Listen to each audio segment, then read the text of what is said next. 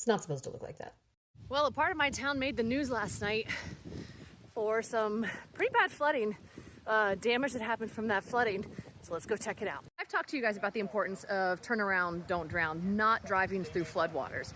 And the main reason I do that is because I'm standing on a road that was covered by water last night. And once the water receded, this is what was there. This is what it revealed. It's here on the other side too. You see, this road is completely undermined. There's a tiny sliver in the middle, but we have no idea if that's going to hold the weight of a car. And when it's covered with water, you can't see if that's eroded or not. There are two things that this mountain right here, Crotched Mountain, did to make yesterday's rainfall turn into a flash flood. Watching the radar yesterday, it was this high DBZ slow-moving storm yesterday that made me concerned. And right here between Bennington, Greenfield, and Francistown is Crotched Mountain at just a little over 2,000 feet.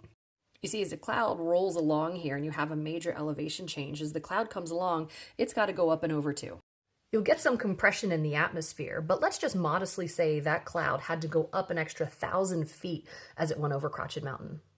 That 1,000-foot jump is going to cause the cloud to drop its temperature somewhere between 2 and 5 degrees Fahrenheit, which reduces the amount of water it can hold by almost 20%. Somebody reported 4 inches of rain during the 1 hour of that storm. And the reason that happens, a big reason why you have the additional rain, is because that cloud had to go up and over the mountain. Reason number 2 is because it fell on a mountain. From the top of Crotched Mountain to the road is about a mile. So if we look at how much rain fell in an area that's, say, 1 mile by maybe a half mile wide and 4 inches of rain fell, that's 35 million gallons of water. But because it's on a mountain, it doesn't stay there and it runs downhill.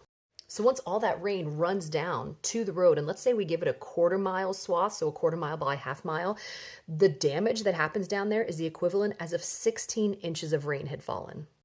What happened yesterday is really hard to forecast because the granularity of the event, it's almost like a series of unfortunate events. You had a whole bunch of little things just line up to allow it to happen. The granularity of our models is not going to be able to see something like this coming, so it's really hard to forecast. The best we can do is kind of nowcast once it's happening, which is why flash flood warnings get put out in these instances. And even though this happened yesterday, the water level is still incredibly high in some places. One of the things holding up the repairs from happening immediately is they need to let the water level recede a little bit before they can start rebuilding some of these roads.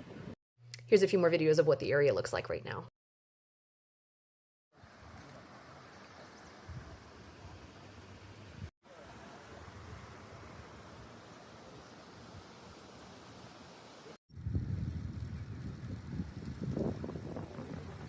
So the crews are hard at work. The flooding started up there, and as you can see, it came down through here.